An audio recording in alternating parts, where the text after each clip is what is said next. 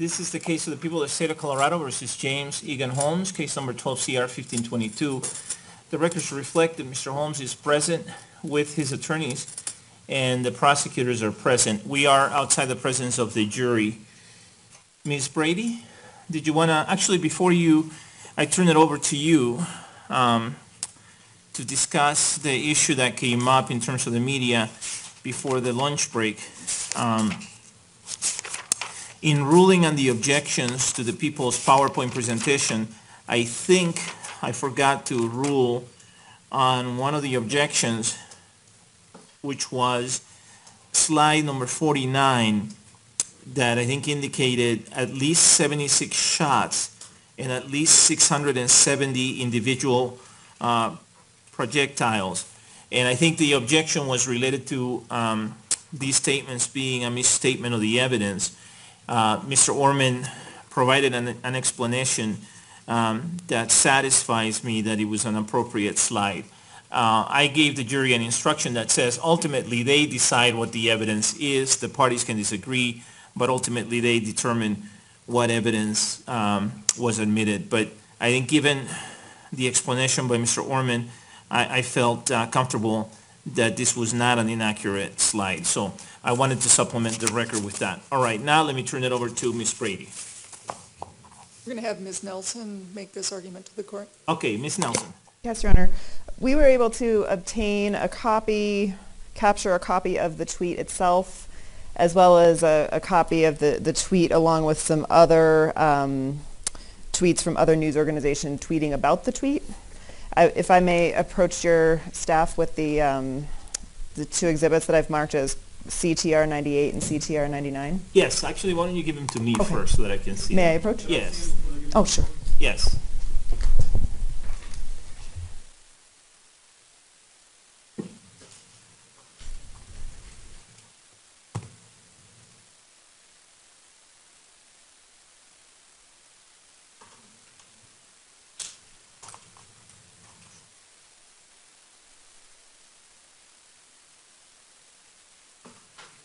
No objection to the court receiving these, Your Honor. Okay, thank you. Thank you. Sorry. Ms. Nelson?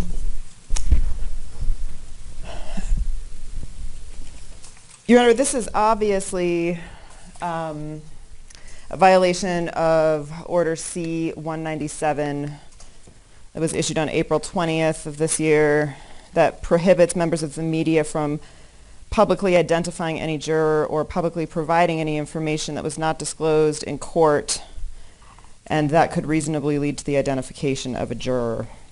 That was an order that was issued by the court sua sponte. The juror's privacy in this case is obviously an important issue for the court, and it's also important to the parties.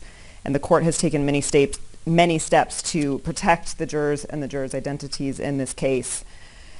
As I stated, it's a concern that is shared by the parties. Ultimately, however, it is the court's responsibility to determine the sanction for this conduct by the media and how to proceed. The defense has several options that it thinks that the court should consider taking. The first would be to ban Newsweek from being present in the courtroom, which is the sanction that the court indicated it would impose for a violation of C-197. A violation of this order will result in the violator and any organizations with which he or she is affiliated being immediately barred from the courthouse and courthouse premises during the remainder of this trial. The court should also consider whether any of the other media organizations that tweeted information about this tweet should be subject to the same sanction.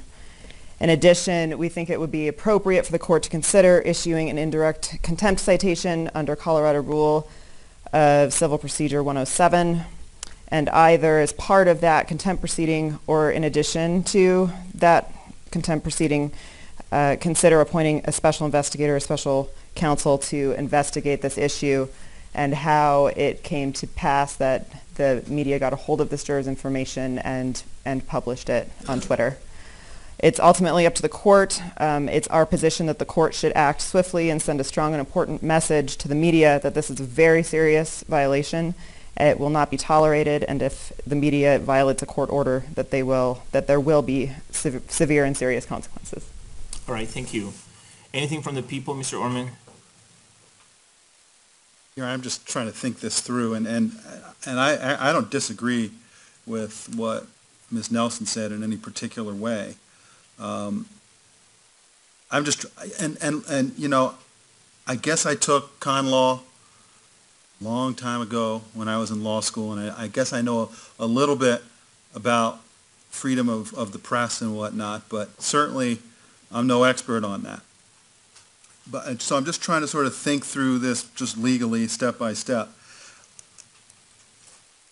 The court, I think, has the power to regulate the people that are in the courtroom, and I would assume that Newsweek was in the courtroom. I believe that is the case. I don't know how they got the name of this juror.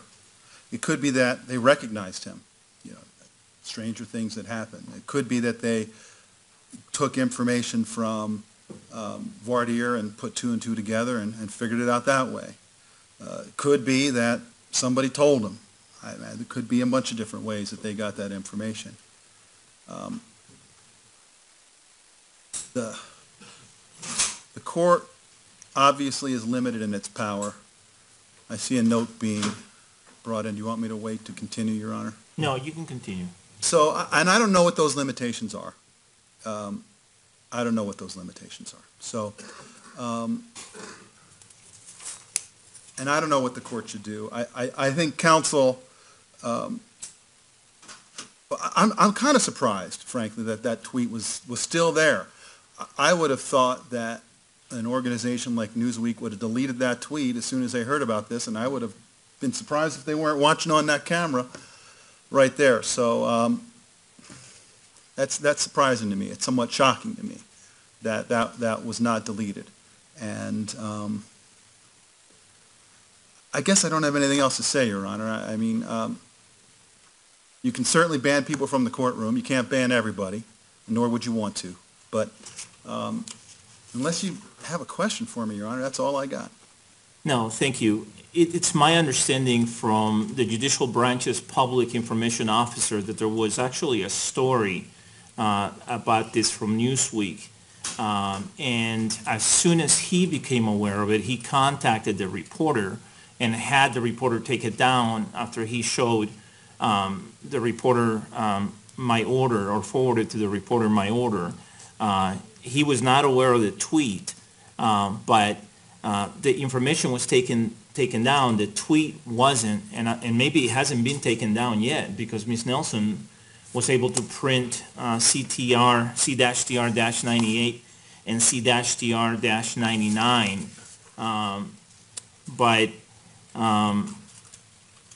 Mr. McCollum, who's a public information officer for the judicial branch, once he became aware that there was this information out there with the juror 737's name publicly displayed, made contact with that reporter, forwarded a copy of my order C-197.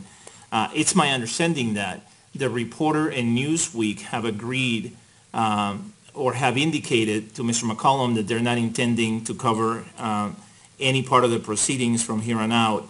I still think it's appropriate, even notwithstanding that apparent agreement, for me to issue an order banning not only the reporter but Newsweek from being in the courthouse, not just the courtroom, but the courthouse premises, as long as these proceedings are ongoing.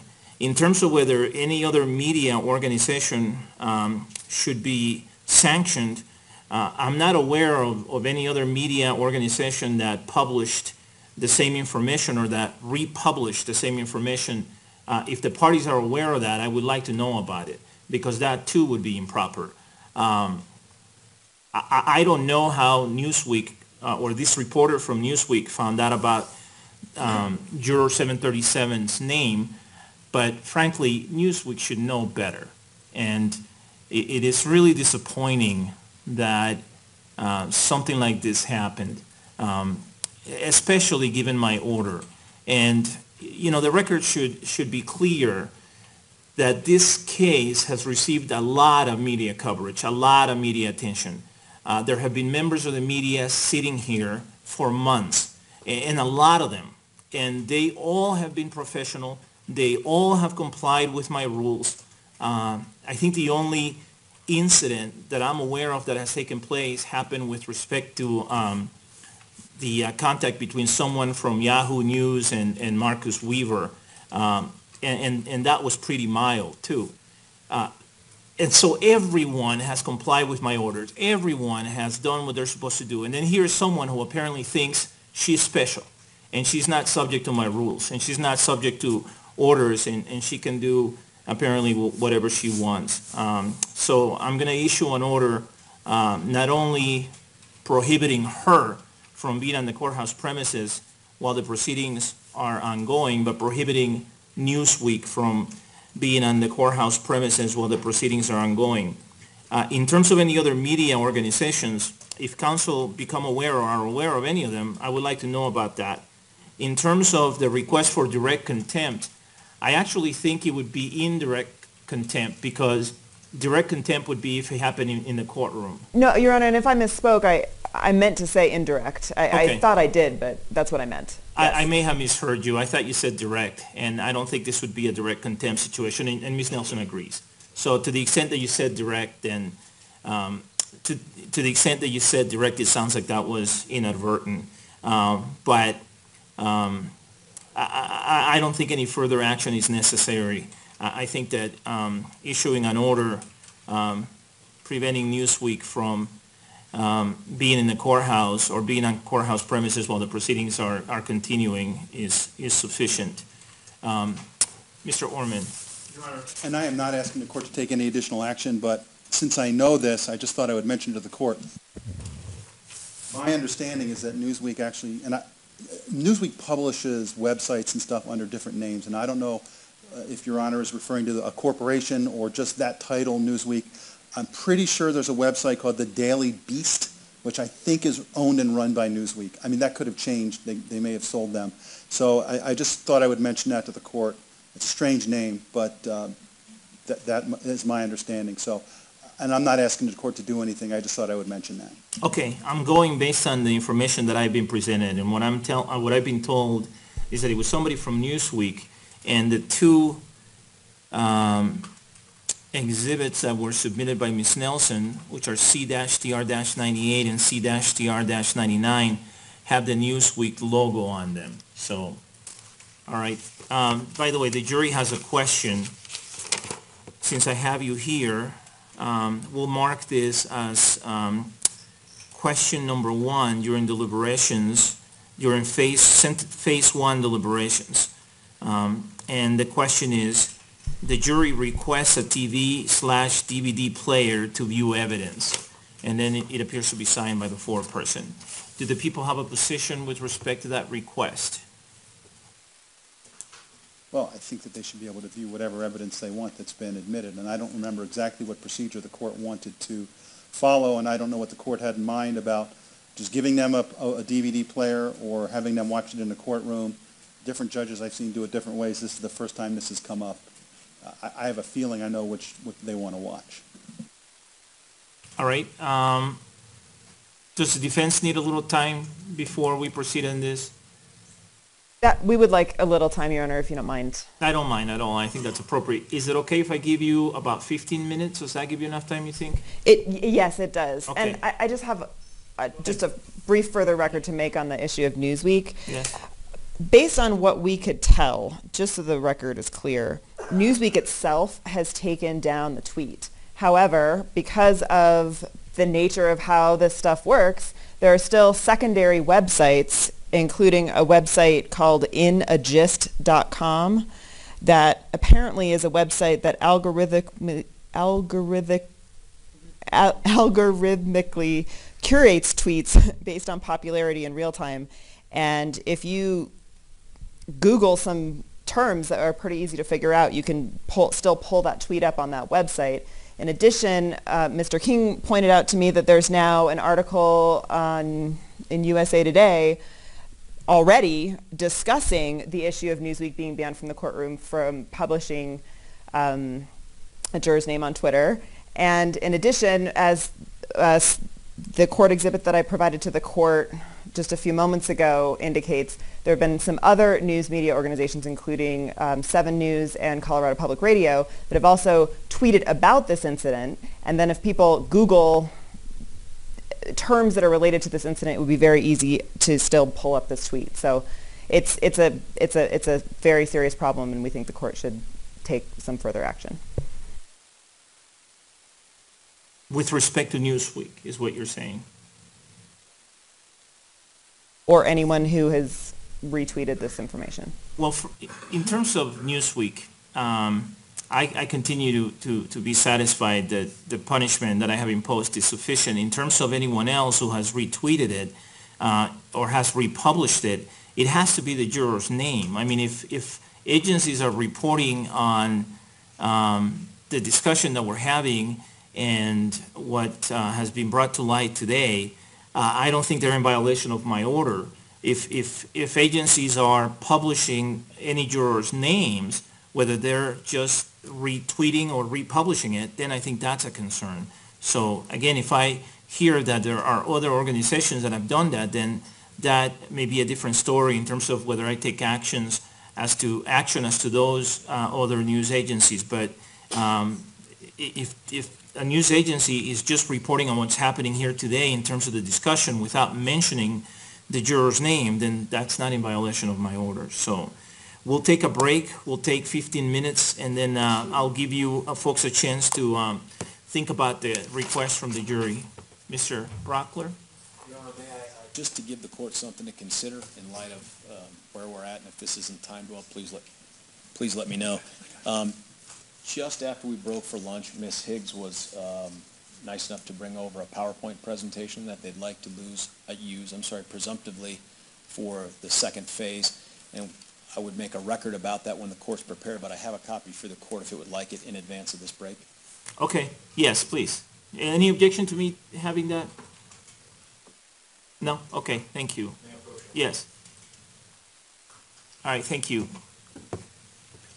By the way, the other question, going back to the issue of the juror's name, juror 737's name being published, is whether I should tell him anything in terms of I've addressed the issue or something along those lines. I know that he was concerned and he seemed unhappy with the fact that he was aware that there was an order in place preventing the publication of any jurors' names, and he was also aware that apparently his name was published by Newsweek. So I think it would be appropriate, not while deliberations are going on, but if the proceeding continues, to bring him in at some point and just say, I've taken care of it, and leave it at that. Is that okay with the people? That's fine with us. Is that okay with the defense? Your Honor, we think he should be informed of something. I'm not sure if I'm taking care of it is sufficient, but, or maybe the court has taken appropriate action. But yes, I think he should be informed. Okay, the court's taking appropriate action is fine too. It sounds like the same thing, but I'll say the court's taking appropriate action. That's fine. Okay, we'll be on break for about 15 minutes. The court's in recess. Thank you. All rise. The people of the state of Colorado versus James Egan Holmes, case number 12 CR 1522. The record should reflect that Mr. Holmes is present with his attorneys, and the prosecutors are present as well. My staff has distributed to the attorneys a copy of the request from the jury. I have marked it as jury question number 1 during deliberations in phase 1 of the sentencing hearing. What's the people's position on the jury's request? I think you said already that you don't have any objection to me sending a TV and DVD player to them. Your Honor, we've looked at some cases on this, and it appears that the court has discretion. But the case I think is, well, it's a Colorado Supreme Court case. It sort of describes the process the court should go to. DeBella, D-E-B-E-L-L-A, versus the people, 233 Pacific 3rd, 664, with the pinpoint site of 666, Colorado Supreme Court 2010. There's a case this year from the Court of Appeals, People versus Riley, R-I-L-E-Y, 2015 Court of Appeals, COA 79. That's that new citation format they have. And it's numbered paragraph 38. And I think what DeBella would say is the court should exercise its discretion, consider whether it would aid the jury and whether it would be unfairly prejudicial for the jury to use it. So I think actually we need to know what they want to look at. That's what I was looking at in terms of the standard that I'm supposed to apply. I looked at Jefferson, but I'm familiar with DiBella from the Supreme Court, People versus DiBella, which is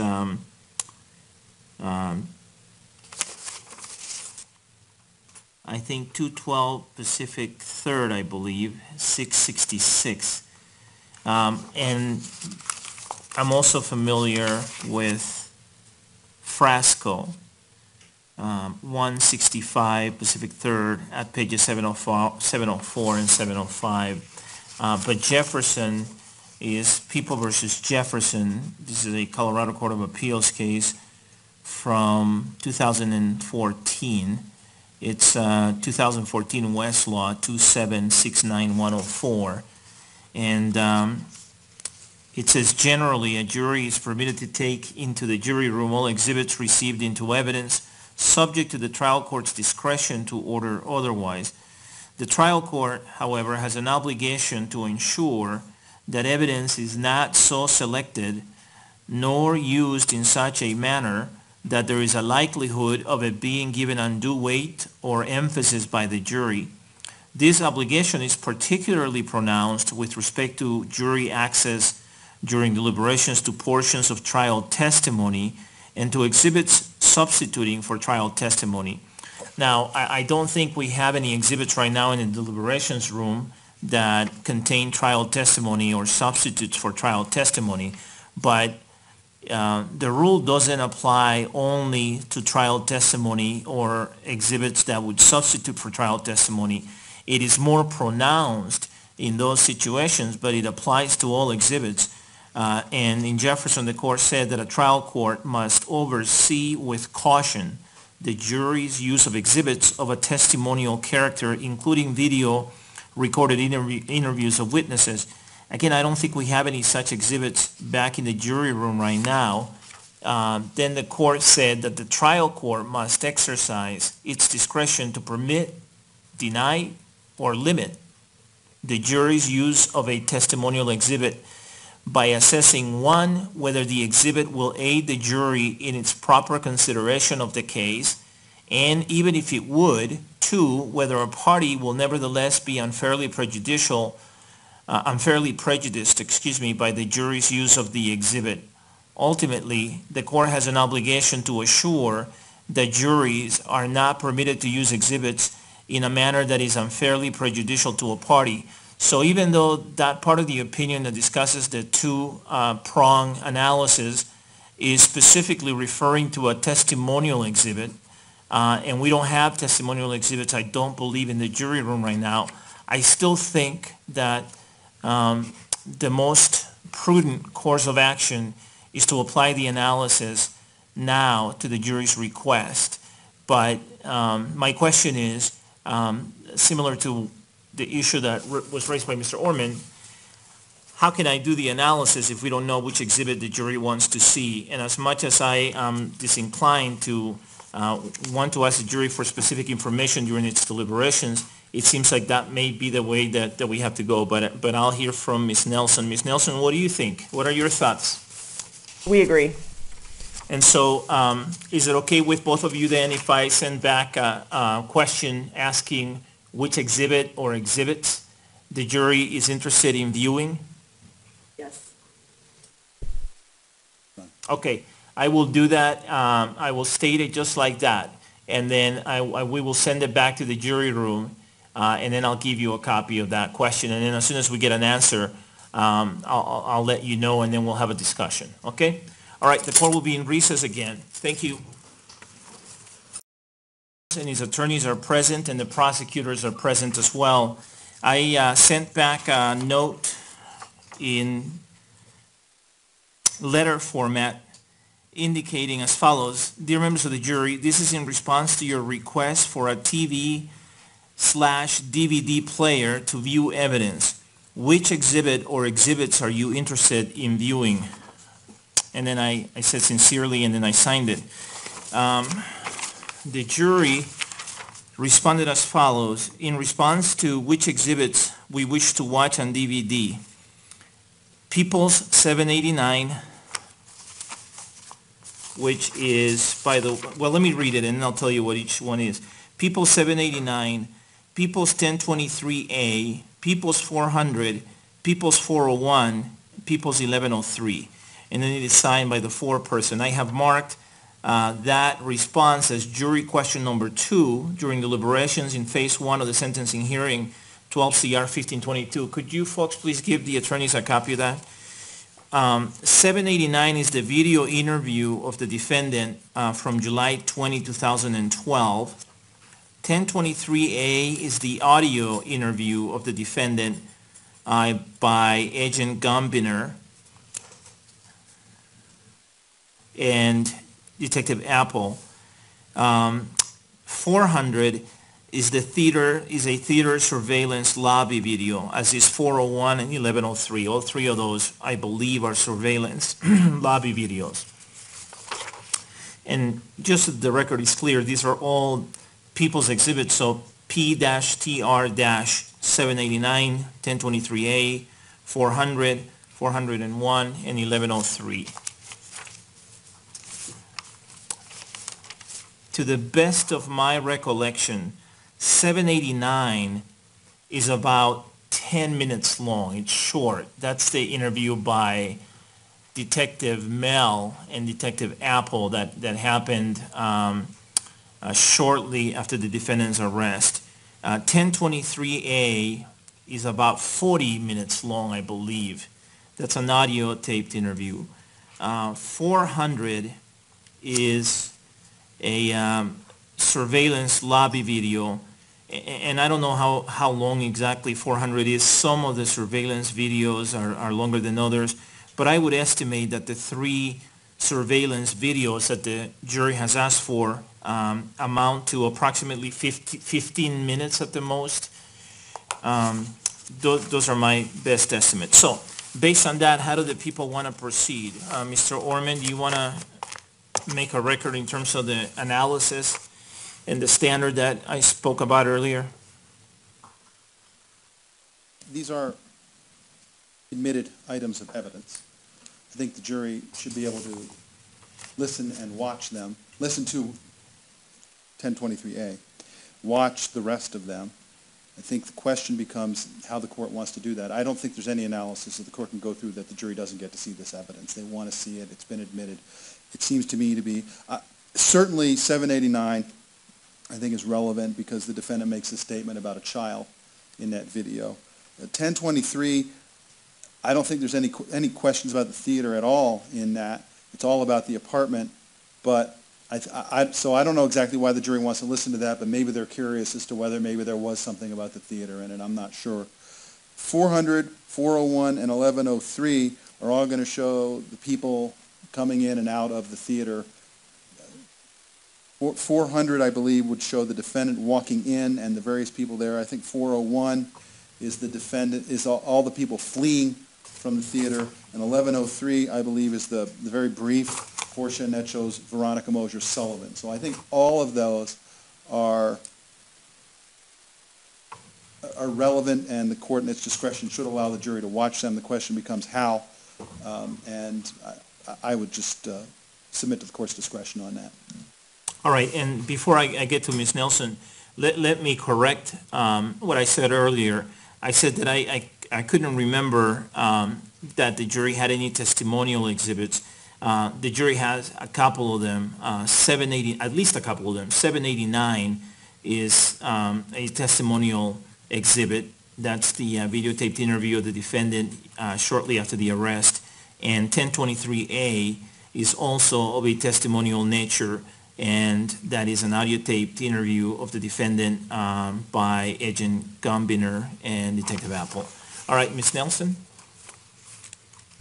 Your Honor, our request under DiBella, which does grant the trial court discretion to craft the right procedure to assure that the jury does not use these exhibits in a manner that's unfairly prejudicial to a party, would be to have the exhibits at issue played either in the deliberations room or in open court in the presence of the bailiff, that the court instruct the bailiff on the record that the bailiff is to play the exhibits for the jury once, not to speak to the jurors or answer any other questions, and to report back to the court what happened and to put that on the record.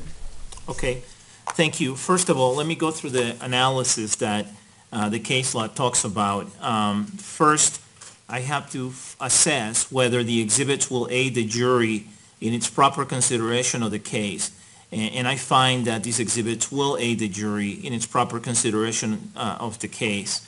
There's been no argument to the contrary, and much less showing to the contrary. And I believe that all of them would be helpful. The one that's the closest call is the audio taped interview of the defendant, because that interview was limited to the apartment and did not have to do with the theater. But it's possible that the jury is being thorough and trying to review the exhibits, including that one, the one that I just mentioned, 1023A. In fact, that would be the most reasonable inference from the record, and the most logical inference from the record is that that's what the jury is doing. Clearly, the other ones are directly relevant to the determinations that the jury is attempting to make at this time in terms of the alleged aggravators. The videotaped interview makes mention of a sign that refers to children, and the defendant asking a question about that sign. And then the other three videos, 400, 401, and 1103, show they are surveillance videos, and they show the lobby, and they show the people who were in attendance at the theaters at the time, either immediately before the shooting, or immediately after the shooting, or actually during the shooting.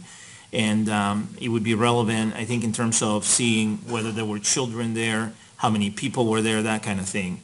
But specifically, I think it would be to assess how many children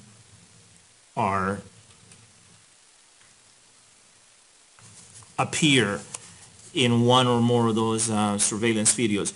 The second part of the question of the analysis is whether a party will nevertheless be unfairly prejudiced by the jury's use of the exhibit. I agree with Ms. Nelson that there should be limitations placed, and with those limitations, I am confident that neither party will be prejudiced unfairly, much less unfairly prejudiced. There has been no showing to the contrary, and or even an argument to the contrary by either side. What I propose doing is as follows, and there are different ways to go about this in terms of what limitations to place. Here is the type of response that I would propose, to the parties. Dear members of the jury, this is in response to your request for a TV/DVD player to view exhibits P-TR-789, P-TR-1023A, P-TR-400, P-TR-401, and P-TR-1103. The request is granted. However, the court instructs you that you are not to give any exhibit undue weight or emphasis. Consistent with this instruction, you may only play each exhibit one time. Further, you will only have the TV/DVD the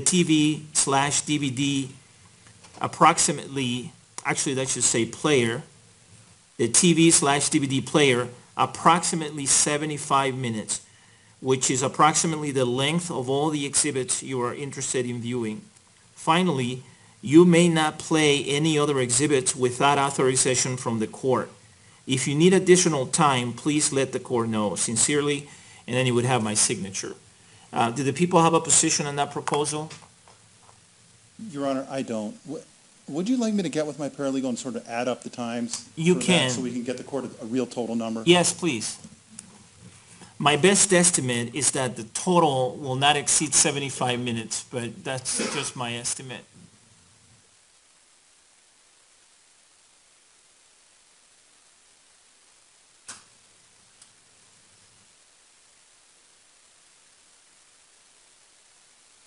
And while he's doing that, let me just say that my preference is to not have the bailiff supervise the jury while the jury is watching exhibits for a couple of reasons. Number one, sometimes jurors want to have discussions as they're watching a video or listening to an audio tape, and they would not be able to do that if my bailiffs are present. Number two, I don't think bailiffs should be present while the jury is watching a particular video or listening to a particular audio, and should be part of any of the proceedings where the jury is figuring out what evidence to view and how much time to spend on a particular exhibit.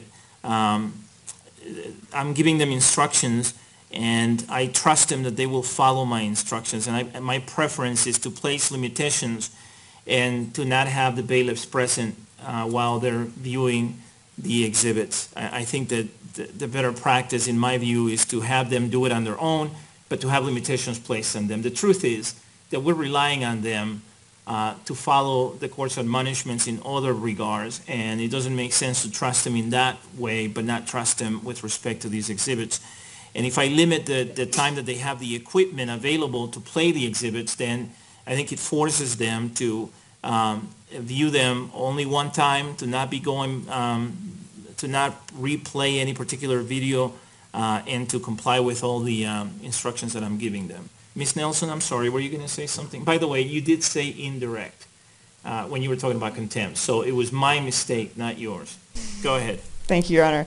I apologize. We had there was a long list of exhibits that the court read out, and after I made my record, we were thinking some more about them, and it occurred to us that 1023A, which is the audio taped interview, was the subject of motion D-127, and it was our position, and continues to be our position, that that interview with Mr. Holmes violated his Fifth and Sixth Amendment rights, and that was the issue that the court ruled came in under the public safety exception to the Miranda doctrine.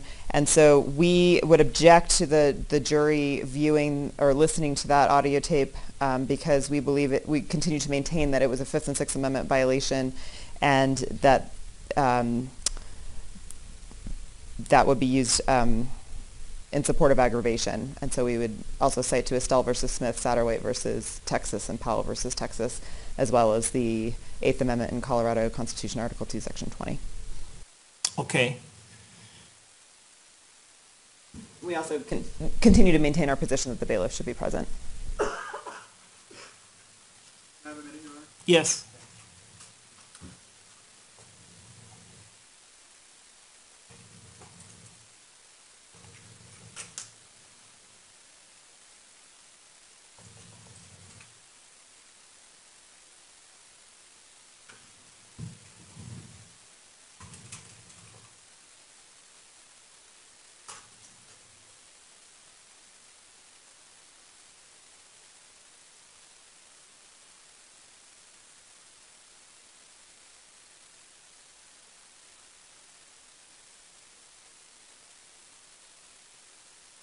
Mr. Orman? Your Honor, thank you. Going through our records, I think the 1103 is the shortest. I think it's like 45 seconds.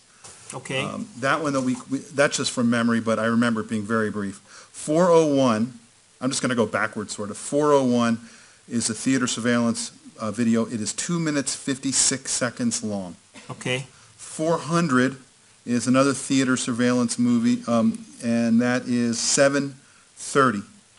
1023A, which is the audio of the interview with Detective Apple and Special Agent Gumbener, is 32 minutes and 8 seconds.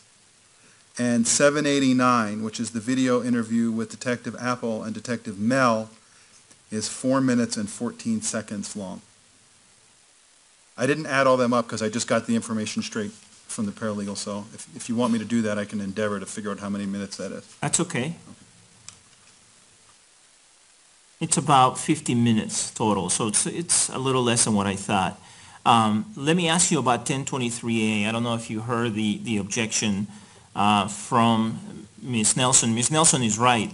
This was the exhibit that was subject to Order D-127, which was an issue that was litigated thoroughly, and that I issued a lengthy and thorough order on. My concern about 1023A is that it's, of all the exhibits, it's the one that has that is the least valuable, as far as I can tell, for the jury's consideration of the case, at least at this phase of the proceedings. Your Honor, I can't disagree with that, because there is nothing on that audio that pertains to the theater. So,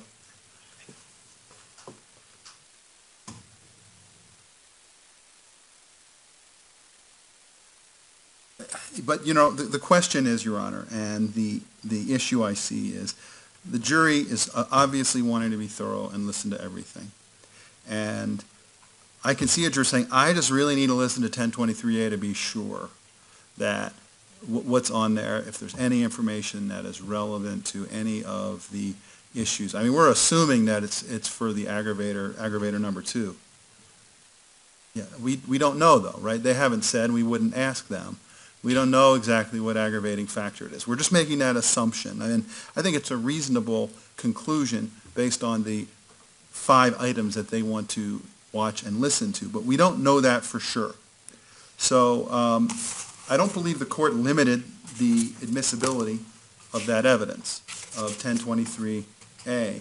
So I hear what the court is saying on that, and I understand the objection counsel's making. I mean, the court has found it is admissible in general. So I would say that the jury should be able to listen to that if they want to, and watch the other things if they want to watch them. I have a response to the question about the bailiff, if you want me to talk about that now, Your Honor. Sure. My position is, I mean, I was thinking this through. I understand what the court is saying, and I agree with the court that the jury should watch this stuff alone, and if we time it right, they won't be able to do all of the different things that people are worried about, of repeating the same thing over and over again, and pausing and then talking and then going on. The issue of having someone in there, though, is, I was thinking about it. Let's say I've had some judges say, if you want to watch a video, you're going to come into the courtroom with the lawyers, you're going to sit in the jury box, we're going to play it in court. And I was sort of thinking through how that would work. Well, we would all sort of be able to see their reactions. The gallery would be able to see their reactions if we were going to do it that way. And the court's not talking about doing it that way. But that's sort of the first part of the way I was thinking this through. So I was thinking through then, okay, what if it's just the bailiff? And the bailiffs then would be able to sort of see their reactions and what their facial expressions were, or their body language or something like that. And I know your bailiffs aren't going to share that with anybody. I don't think they'd share it with you, Your Honor. But they would then have that information later on about sort of the way the jury was interacting with themselves almost, thinking about stuff. And I don't know that that's really appropriate for anybody except those 12 citizens to know. So I agree with the court that the bailiff shouldn't be there. I think that if we time this right and give them an adequate amount of time, they're just going to watch this stuff and they'll be done.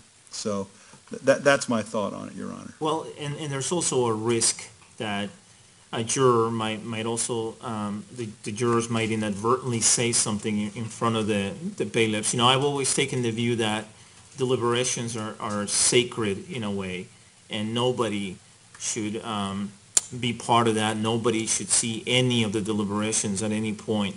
I know that the case law allows for that to be a particular method that can be used if the jury wants to watch a video or view certain audio evidence, but I think the better course of action is the one that I have outlined, so I'm gonna stick with that. Let me think about the objection that was made to 1023A in terms of motion D127 and my order D127. Let me think about that for a couple of minutes, a few minutes. Okay. Your Honor, if I can just say one more thing. Yes.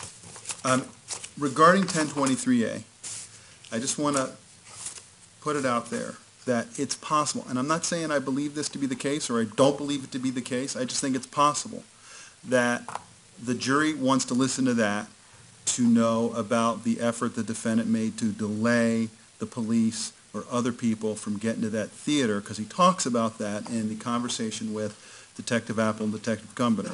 One of the aggravating factors is that grave risk of death to others. And it could be the reason the jury wants to listen to that is because some of them may be considering or thinking about whether the effort to divert the police or others to the apartment, which he talks about in that audio, is relevant to the aggravating factor of a grave risk of death to others by potentially delaying law enforcement response and treatment by paramedics, firemen, and so forth. So I just thought I should say that, Your Honor. All right, give me a few minutes, and then I'll make a decision. Okay, the court will be in recess. All rise. This is the people of the state of Colorado versus James Egan Holmes, case number 12 CR 1522. The record should reflect that Mr. Holmes is present with his attorneys, and the prosecutors are present as well.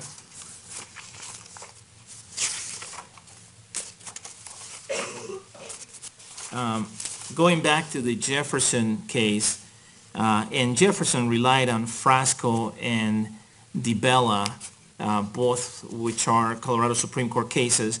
The two-prong analysis that I've gone through stands, and there's been no argument by either party that two-prong test has not been satisfied here. And when I look at the aggravating factors that have been alleged,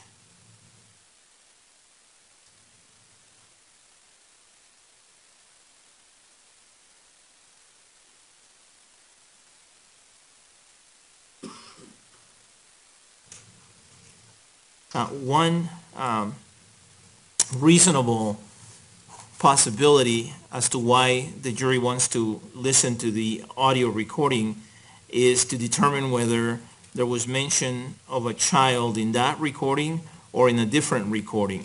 Another reasonable possibility is that the argument Mr. Orman made, which is that the jury may be focusing on a different alleged aggravating factor, and that is that whether it goes to the defendant knowingly creating a grave risk of death to another person in addition to the victims of the first-degree murders.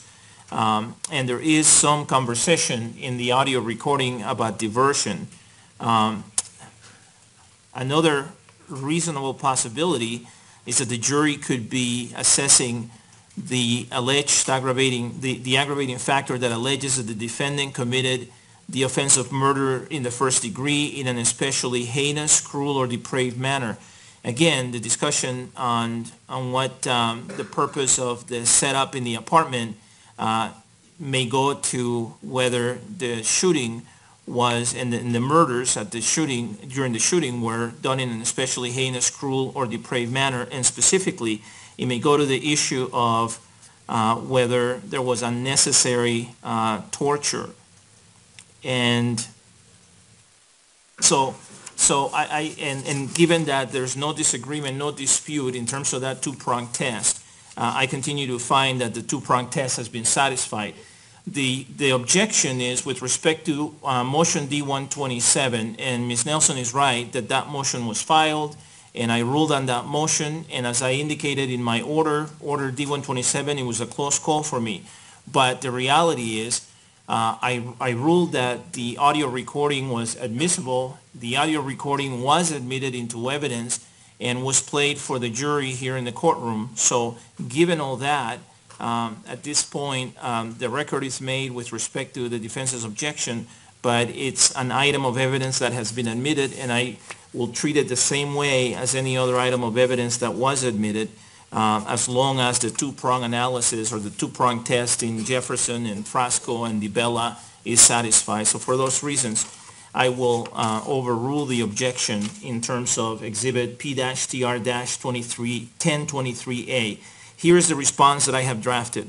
Dear members of the jury, this is in response to your request for a TV/DVD player to view Exhibits P-TR-789, P-TR-1023A, P-TR-400, P-TR-401, and P-TR-1103. The request is granted. However, the court instructs you that you are not to give any exhibit undue weight or emphasis. Consistent with this instruction, you may only play each exhibit one time. Further, you will only have the TV/DVD player for approximately 60 minutes, which is consistent with the length of all the exhibits you are interested in viewing. Finally, You may not play any other exhibits without authorization from the court. If you need additional time, please let the court know. And one time is in bold. So the part where I say that you may only play each exhibit one time, that is in bold font to provide some emphasis to it. I'm going to make a copy of the letter for each party, and then each party will have a copy. Is there anything else at this time on behalf of the people, Mr. Orman? Anything else at this time on behalf of the defense? Okay, thank you. All right, the court will be in recess. Thank you.